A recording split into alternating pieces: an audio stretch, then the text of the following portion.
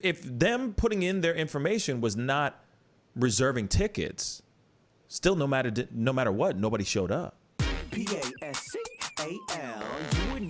TikTok users basically sabotaged Trump's rally in Tulsa, Oklahoma.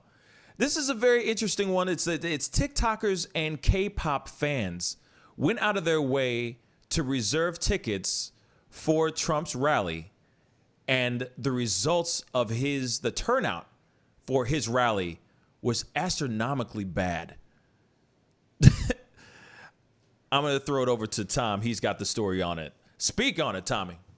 Yeah, well, those of you who watched Donald Trump's rally in Tulsa on Saturday did not have quite the numbers that the Trump campaign had been expecting. They had been bragging all week that they had hundreds of thousands, if not close to 1 million people that were going to be going to this thing. Right. They built, they were expecting to sell out the HOK arena in Tulsa. They built an overflow arena in the outside of it to fit even more people. Well, only 6,200 people showed up to this, to a venue that seats close to 20,000. Yeah. And the reason why only 6,200 showed up is because I guess only 6,200 people wanted to show up.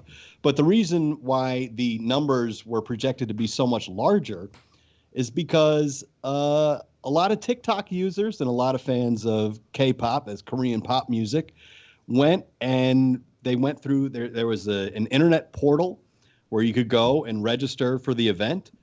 So all these TikTok users went and registered and said, "Oh yeah, we're going to be there." So they built this, external stage where all these people could go, and then 6,200 people showed up, according to the Tulsa Fire Department. So we got a video for that. So I'm gonna throw this up here real quick. Goes a little bit more in a deep dive of what's going on. Funny stuff. Here we go. TikTok users are taking partial credit for this, a less than full arena at President Donald Trump's first political rally in months. Users on the popular video sharing app said in posts and videos that they completed the free online registration for the Trump rally in Tulsa, Oklahoma on Saturday with no intention of going. In a statement to Reuters, a Trump campaign spokesman said, quote, "Leftists always fool themselves into thinking they're being clever. Registering for a rally only means you've RSVP'd with a cell phone number. But we thank them for their contact information." I'm done. I am done. The thing is that one thing, rest assured, about Trump and his administration and his whole bloody team, they are going to go and find any excuse under the sun to make him come out on top every time. Hands down. He can never sit there and go, "Yeah, they got me, but we're going to do it again. We're going to do another rally, and it's going to be better than that one." Oh, his inauguration was the biggest turnout in the history of turnouts. You remember that? Oh, yeah. I hope you guys remember that. But what's funny is that if this is entirely true, if TikTokers and K-pop fans really went out of their way to get as many tickets as they could so that he can have a terrible turnout at his rally. Man, kids are amazing nowadays. Thank you. Thank you for being a part of the movement. But they will try to find anything under the sun to say, "Oh, no, it was because of this," and the fear of they basically said, there's another clip out there where one of his people was sitting there saying that, "Oh no, it was because the reason why there was such a small amount of people that showed up was because they were scared of the Black Lives Matter protesters. This is the reason why they didn't show up. They didn't show up to the rally because they're scared of the BLM protesters. They didn't want to go face to face with BLM protesters. If they're really that scared of BLM protesters, then you don't want them to be on your side, period. That's a whole bunch of cowards not being on your team, not being on your side. Crazy. Then they try to say, oh, no, it's not. We weren't. It was just getting information. It wasn't really getting, it wasn't reserving tickets. So then nobody got your tickets then. If them putting in their information was not reserving tickets, still no matter what, nobody showed up. Nobody wanted to be there. 62,000? 6,200. Sorry, 6,200 showed up. And it's a facility that houses how many? 19 what? 19,199. Thank you. Just shy of 200. So, one shy of 200. So, yeah, you're going to try to find any excuse under this. Instead of just saying, yeah, man, the TikTokers got me, but now it's like, oh, maybe I need to start using that TikTok. You see what I'm saying? To me, I would be like, okay, TikTokers got me. So now I'm going to use as much as I can to put ads on TikTok. TikTok is like the Wild West right now. Shoot, you can do basically anything on that piece, on that platform. Anyway, I think it's really ridiculous. It's so frustrating. It's hilarious. It's hilarious. Absolutely. But instead of him just going, yeah, man, they got me. You know what I'm saying? Y'all good. Y'all got me. You know what I'm saying? Until next time, Mr. Gadget, next time. You know what I mean? He could have said that, but no. He's just trying to he's trying to weave through this BS. It's crazy. Tom, what were you going to say? The whole thing is just a total disaster, though. I mean, you heard Brad Pascal, the Trump official that put together this event, who I don't know how that guy still has a job on, today. Facts. But after how bad he pooped the bed over the weekend. But you hear him say at the end of that, thanks for your data. But that's just the thing. This was a big data mining operation. They overbooked this event so they could collect emails and personal information so that they could use that in their campaign to craft their messaging, to craft their outlook, to figure out where they're popular, where they're unpopular. And these TikTok fans just took all the data they collected and invalidated all of it because they got trolled. Right. So the image of the empty stadium and the PR fallout from that is one part of the story, but they thought they were collecting huge amounts of good data on this that they could use in the campaign. That data now just has to be junked. It's great. Yeah, it's pretty amazing. Besides the TikTokers, there's also a lady named Sheila Buck that got arrested at a protest, and she's 63 years old. Any relation? No.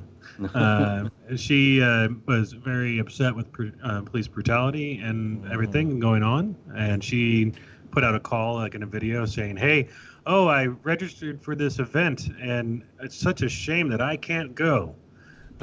You should go and register too and not go, basically is what her messaging was. But her video got shared like 700,000 times.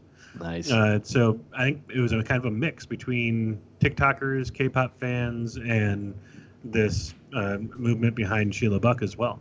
So that's what's up. Pascal, I also saw, was blaming the severe thunderstorm warnings that were coming in for the area.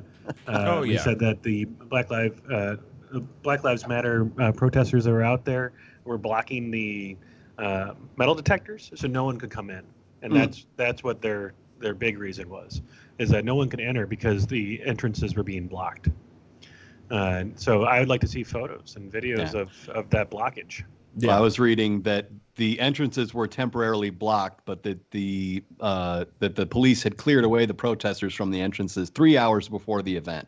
Oh, so fudge! See what I'm saying? They were temporarily blocked 3 hours before the event. It's kind of like going to the airport, right? If you can't get there 5 hours ahead of time, there's no reason to go anymore. So, but I think this just kind of goes to like the incompetence of the people that work in this administration. I mean, I was thinking about this over the weekend. Like, there's still a lot of unfilled cabinet posts. People don't want to work for Donald Trump because they're afraid that their reputation is going to be ruined by him, because that's what he does. Right. He hires these people on. They are told to act on his behalf. They get in trouble. And then he says the buck doesn't stop with me. It stops with that guy. And then he demonizes the people he's hired. How many times have we seen that play out with people that have been cabinet members for him, where they come on? John Bolton, to say the least. Yeah. But he hires these people on and he fires them and trash talks them. Who wants to work with a guy like that?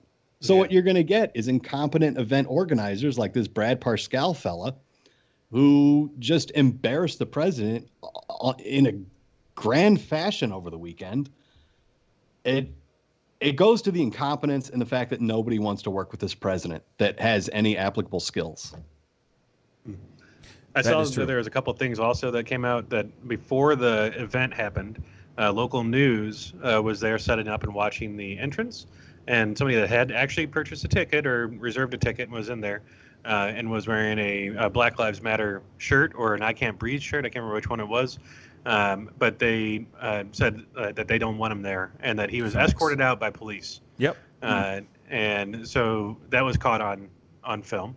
And then it also had gotten out that like 6 of the ground crew, including some Secret Service members, were tested positive for COVID-19. So that got out before the event happened as well. Yeah. So he had a mix of things going on, and plenty of things to blame. Yeah.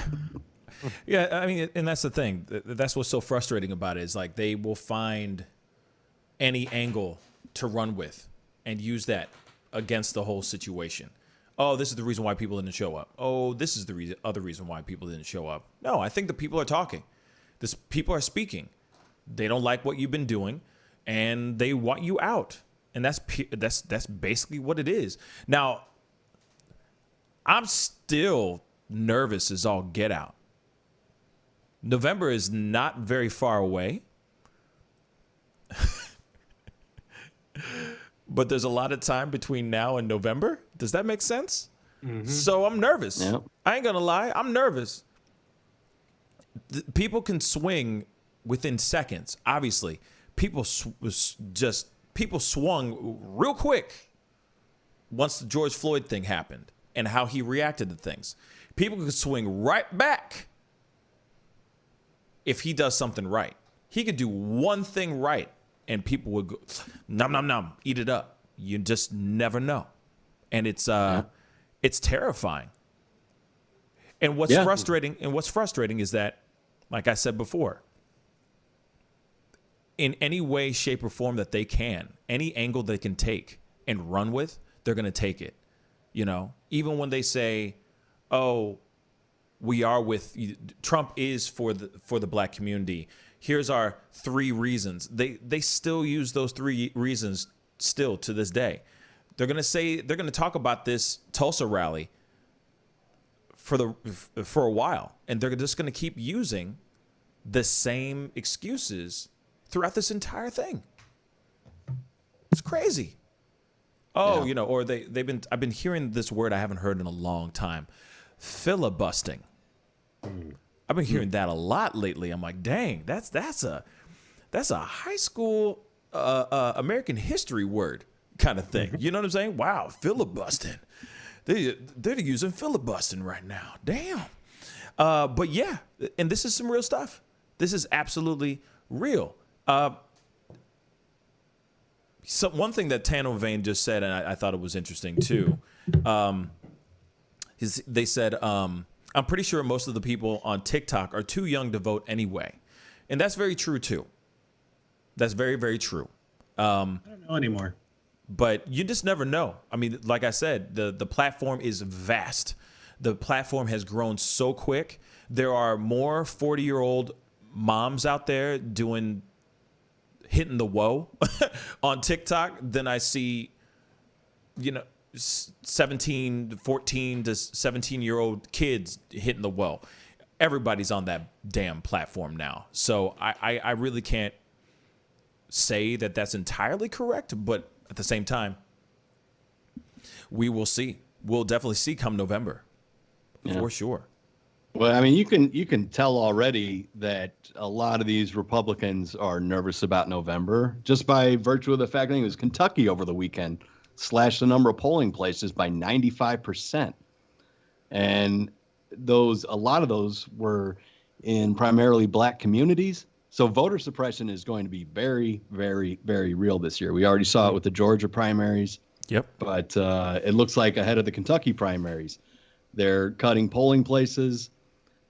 So it doesn't matter that Trump can only bring 6,200 people out in Tulsa. If you're shutting down polling places and making it more difficult for people to vote, it's going to take, I mean, this is going to be Avengers versus Thanos in November. It's going to take everybody because they're going to pull out every dirty trick they've got, every bit of voter suppression, everything, because they know they've got a weak candidate.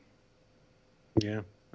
For TikTok, ages 13 to 17 is 27%. The rest are all voting age. Oh, bang. There you go. Put that in your pipe and smoke it. You know what I'm saying? that organic tobacco.